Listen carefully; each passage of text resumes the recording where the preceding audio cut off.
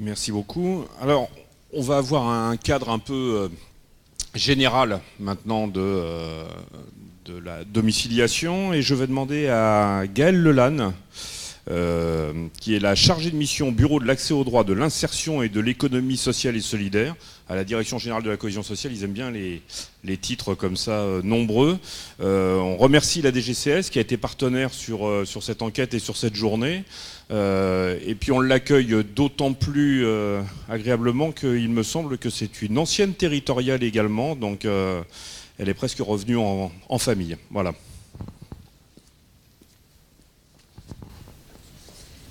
Voilà. Je reprends l'esquimau. Écoutez, merci beaucoup. Merci à l'UNCAS d'organiser ce temps très important. Aujourd'hui, je vais présenter devant vous le cadre législatif et réglementaire du dispositif de domiciliation à un moment clé, puisque le cadre législatif, en tout cas suite à la loi Allure, il est posé, mais que d'autres évolutions législatives sont à venir. Et effectivement, il faudra être vigilant pour que l'ensemble de ces textes soient pris en cohérence pour une domiciliation efficace et pertinente envers les usagers.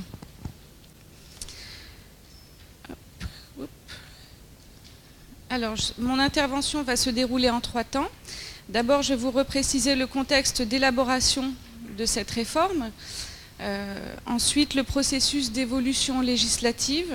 Et enfin, les travaux en cours sur les décrets et la prochaine circulaire que prendra la DGCS à l'attention de ses services déconcentrés, avec au final des éléments de calendrier pour que vous aussi vous puissiez vous situer dans ces avancées. Donc le contexte d'élaboration de cette réforme. Suite à la conférence nationale sur la pauvreté en décembre 2012, il y avait eu des échanges très importants et très forts entre les acteurs de la domiciliation, CCAS, donc par le biais de l'UNCAS, et les associations du secteur, sur cette nécessité d'une réforme. Ce à quoi le gouvernement a répondu en intégrant la réforme de la domiciliation dans la mesure 1 consacrée à l'accès aux droits et à la lutte contre le non-recours de sa feuille de route sociale, donc le plan pluriannuel contre la pauvreté, donc, qui a été adopté le 3 janvier 2013, qui prévoyait à la fois une simplification législative du dispositif, donc sur un volet technique, mais aussi une remobilisation des services déconcentrés de l'État, donc par le biais des préfets de département, qui sont en charge de réaliser un schéma de la domiciliation sous la coordination des préfets de région.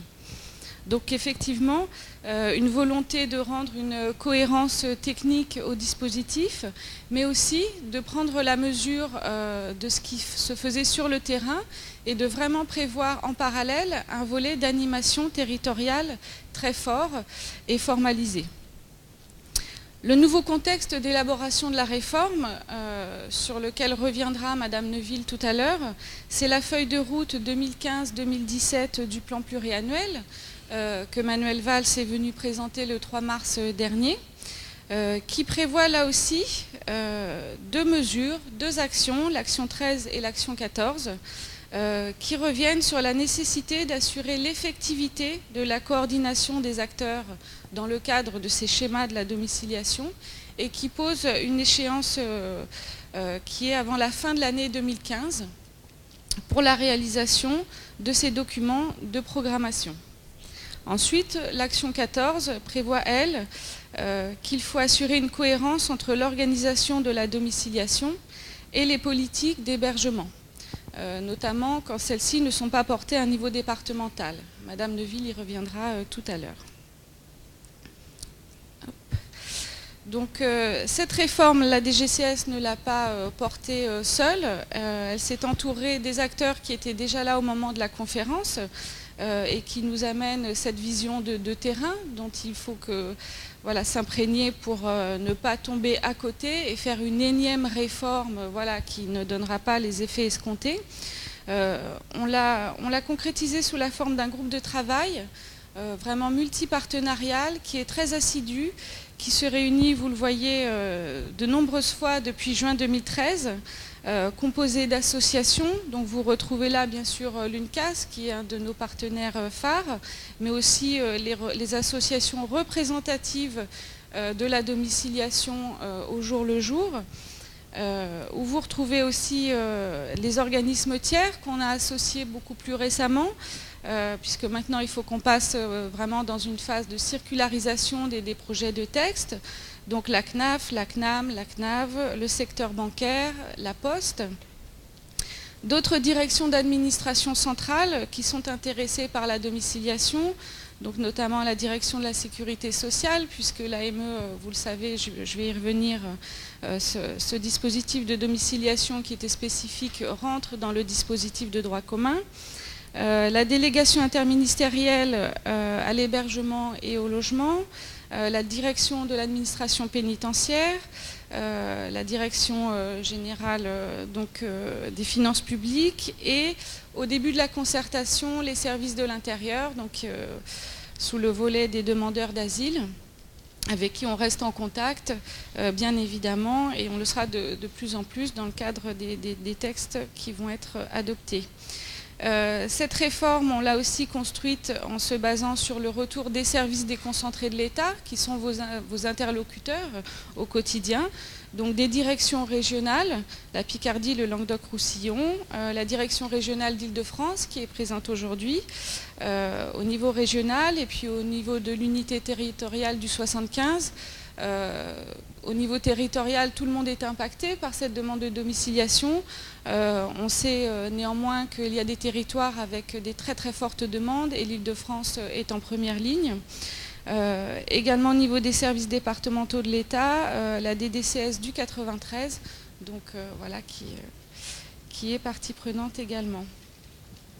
Ce processus d'évolution législative, il part d'un constat, c'est celui d'abord qui a été posé par le cadre de la loi Dallot, donc de 2007, qui pour la première fois créait le droit à la domiciliation pour toutes les personnes sans domicile stable. Cette loi Dallot, elle institutionnalisait aussi deux types d'organismes pour instruire ces demandes, donc les CCAS et CIAS, mais aussi des organismes habilités par le préfet. Elle maintenait quand même, cette loi, des règles spécifiques à la domiciliation de l'aide médicale d'État, de l'État et de l'asile. Donc c'est sur la base du constat de cette coexistence de trois dispositifs jugés encore très complexes par les acteurs de terrain, ça c'était quand même une revendication et un constat clair, que le gouvernement a décidé, par le biais de la loi Allure, qui a constitué le véhicule législatif de cette réforme, de tenter de simplifier, d'uniformiser ce dispositif de domiciliation pour le rendre plus accessible aux usagers et plus simple d'application pour être plus pertinent par les acteurs. C'est ce qui s'est passé donc l'année dernière avec cette loi Allure, qui a eu plusieurs effets. Donc d'abord, dans son article 46, elle a pu permettre d'harmoniser les dispositifs de droit commun, dits dispositifs Dallot et celui de l'AME.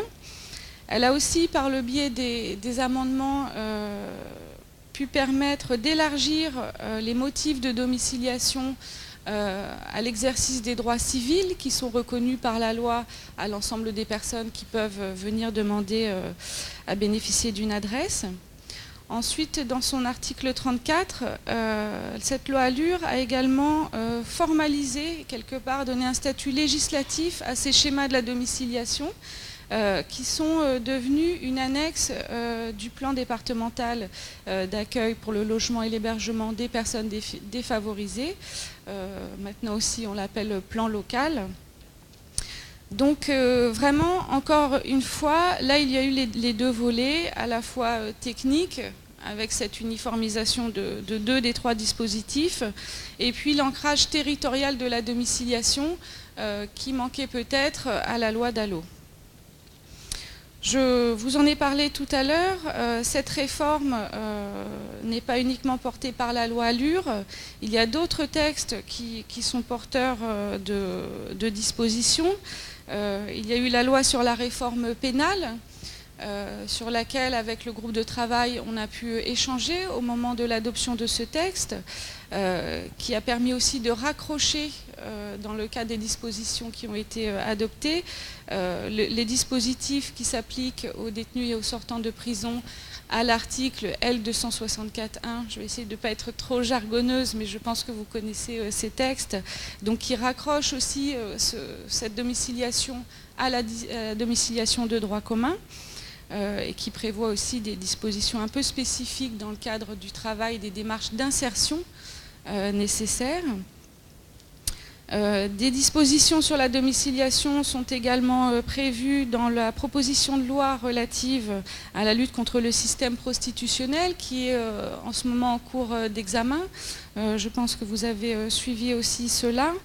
La proposition de loi relative aux gens du voyage, donc il y a plusieurs textes qui sont un peu là sous le coude de nos parlementaires, donc qui auront également un impact, puisque ces textes prévoient notamment la suppression de la commune de rattachement, qui est aussi un élément qui peut venir complexifier cette domiciliation pour le public des gens du voyage.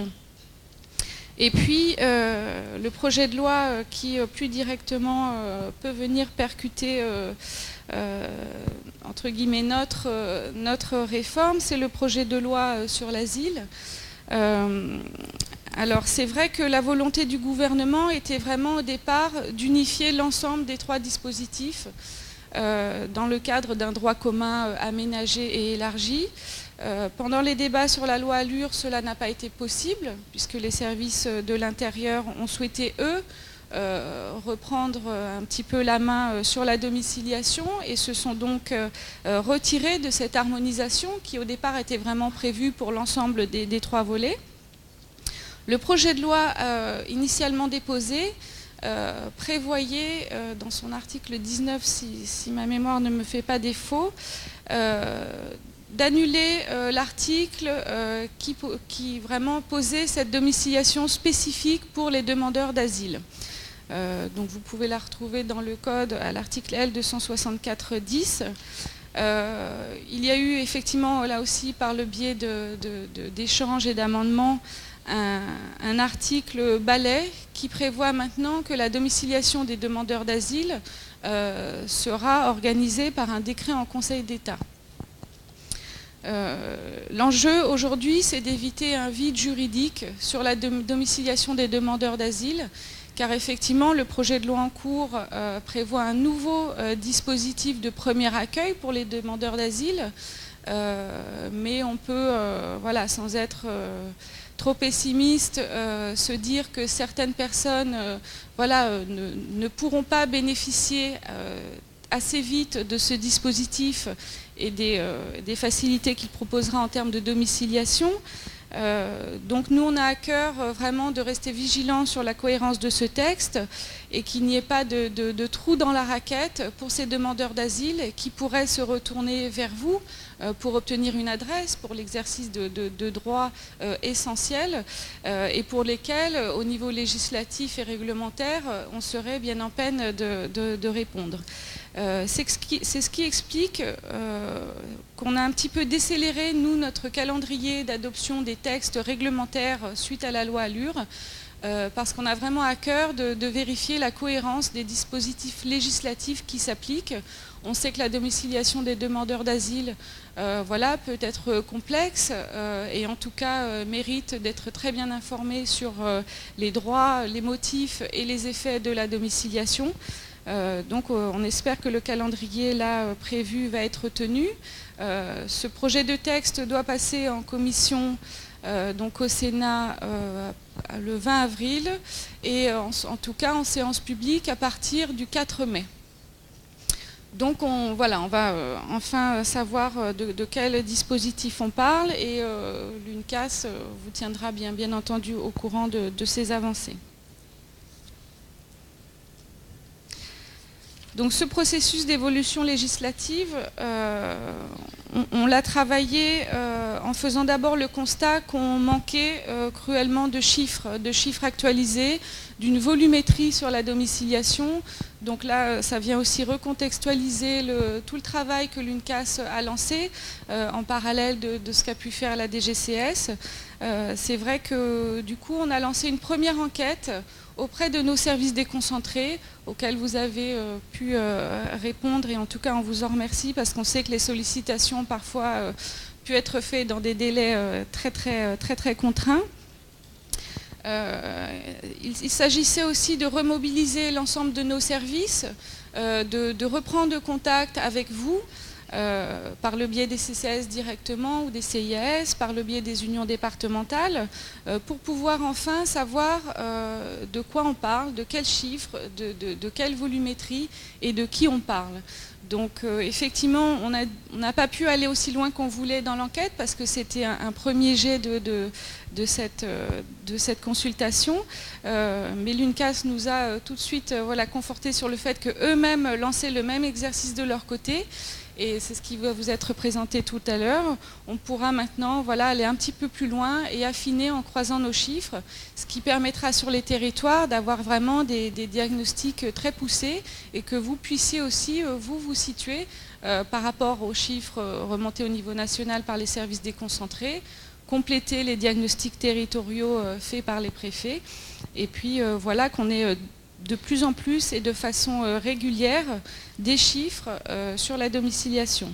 Cette enquête nationale portée par la DGCS, donc elle a été travaillée avec l'ensemble du groupe de travail dont je vous ai parlé tout à l'heure, et elle sera relancée à l'automne 2015. L'idée, c'est vraiment de pérenniser cet exercice pour pouvoir évaluer aussi l'impact de la réforme, là à très court terme, et puis dans le temps, à moyen et long terme. Ce groupe de travail il a également permis d'élaborer, sur la base d'un consensus, un guide d'élaboration du schéma départemental de la domiciliation, pour le coup qui est vraiment à destination des préfets, mais qui peut aussi aider les acteurs de terrain, dont les CCAS et les CIAS, pour réfléchir aux axes de ces schémas qui, sur le territoire, vont pouvoir porter la réforme et concrètement faire converger les objectifs des acteurs de terrain en fonction de priorités dessinées sur la base de ces diagnostics.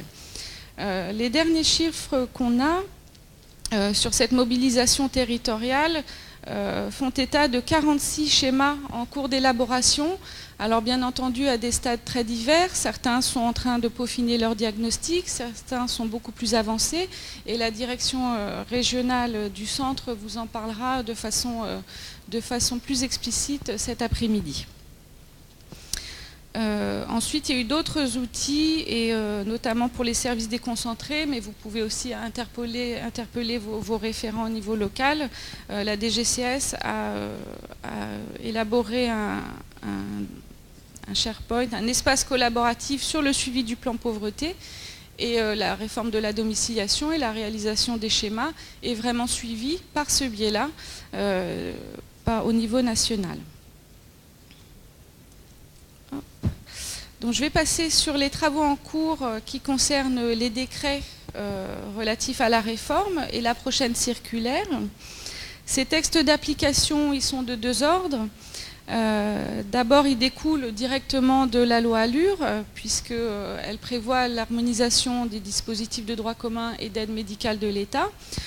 Donc il va nous falloir harmoniser les modalités d'agrément des associations, revoir aussi le CERFA d'attestation d'élection de domicile, puisque effectivement ils sont obsolètes depuis un certain temps, donc on va en profiter.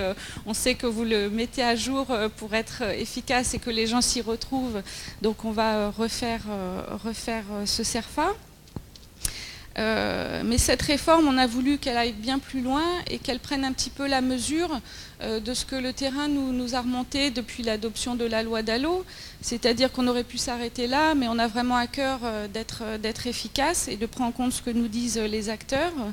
Donc on a décidé de se lancer dans une réforme un peu plus ambitieuse en revoyant, et c'est là ce dont on va parler aujourd'hui, je pense, en grande partie, ce lien avec la commune qui détermine la clé de répartition entre chacun de vous et qui peut justifier ou pas le refus d'une domiciliation pour une personne avec cette notion d'installation. Il y a aussi en prévision un décret simple sur les modalités de l'élection de domicile. Les agréments, je l'ai dit, les effets de l'élection de domicile, et puis ensuite une circulaire qui viendra recadrer de façon globale le dispositif. Je l'ai évoqué tout à l'heure assez brièvement, mais les motifs de domiciliation ont été élargis au droit civil. Une fois qu'on a dit ça, on n'a pas tout dit, et on sait que vous, sur le terrain, vous avez besoin de savoir ce que sont ces droits civils, concrètement, dans quel cas ils s'appliquent, et en fonction des types de publics que vous aurez à accueillir. Donc on fera vraiment, on l'espère, une circulaire très pédagogique sur les motifs de domiciliation, ses effets. Madame Martineau l'a dit tout à l'heure, c'est vrai que la domiciliation, elle est importante pour recevoir son courrier, mais également pour prétendre à des aides en matière de scolarisation des enfants. Il y a tout un tas de conséquences très importantes dans la vie des personnes qui en découlent. Je ne peux pas aller beaucoup plus loin pour vous dévoiler le contenu de ces décrets, puisqu'ils sont en cours de circularisation auprès des autres directions d'administration centrale qui ne participent pas à notre groupe. Mais effectivement, l'UNCAS, qui est vraiment notre partenaire, au fur et à mesure pourra vous donner des informations. Nous, ce qu'on a... merci. Ce qu'on a vraiment en tête, en tout cas, ce qui peut être une des annonces que je peux vous faire aujourd'hui, c'est qu'on a à cœur de bien recadrer ce dispositif. Et en tout cas, dans notre volonté, on souhaiterait aussi formaliser la demande d'élection de domicile par un formulaire qui viendrait poser l'acte de demande de domiciliation, qui au jour d'aujourd'hui n'existe nulle part. Les personnes viennent, elles s'adressent à vous, et effectivement, il n'y a pas de trace de ce premier contact. On sait que tout le monde ne peut pas être domicilié, parce que parfois l'installation sur la commune n'est pas avérée. Donc ce formulaire permettra aussi de notifier, le cas échéant, les refus, mais aussi, quand la domiciliation est possible, de formaliser la date du premier entretien, de faire le point.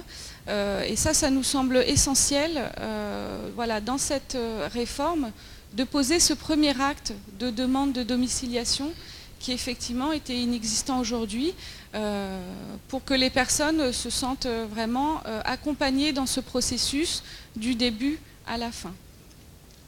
Ensuite, sur les modalités de l'agrément, nous projetons d'augmenter la durée de l'agrément aux associations, qui passerait de 3 ans à 5 ans.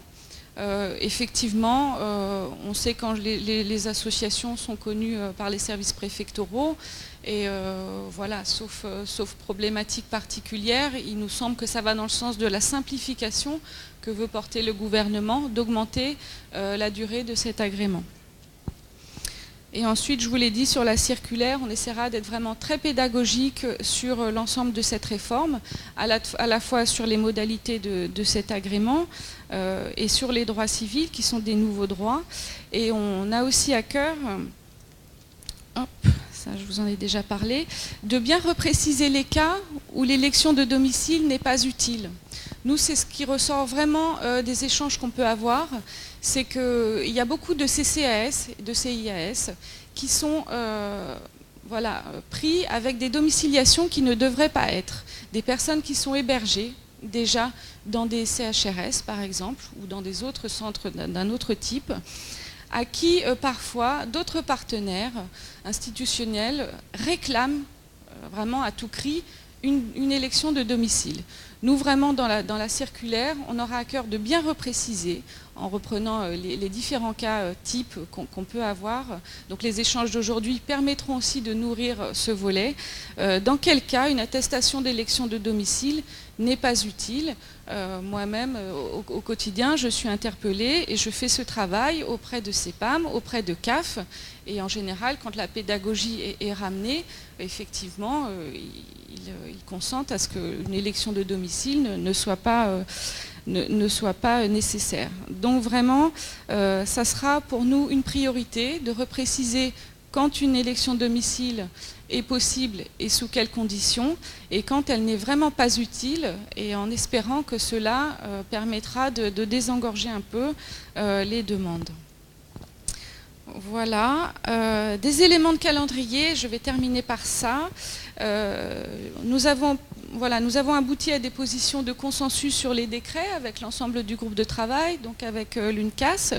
Ces décrets vont être envoyés au Conseil d'État, aux différents organismes partenaires dans le cadre des consultations prévues au niveau légal. Nous espérons qu'ils puissent paraître d'ici la fin du mois de juin, pour pouvoir très vite transmettre la circulaire au service déconcentré et donc à l'ensemble des partenaires d'ici juillet. Au mois de juin, nous aussi, au niveau de la DGCS, on refera un tour de l'ensemble des territoires pour voir où en sont l'élaboration des schémas. Il nous semble très important de ne pas attendre la fin de l'année pour refaire cet exercice. L'UNCAS pourra vous redire aussi, relayer ce reporting auprès de vous. En octobre, on relance, je vous l'ai dit, l'enquête DGCS au niveau national. Et on espère qu'au mois de décembre, l'ensemble du territoire français et métropolitain sera couvert par les schémas de la domiciliation. Voilà, merci.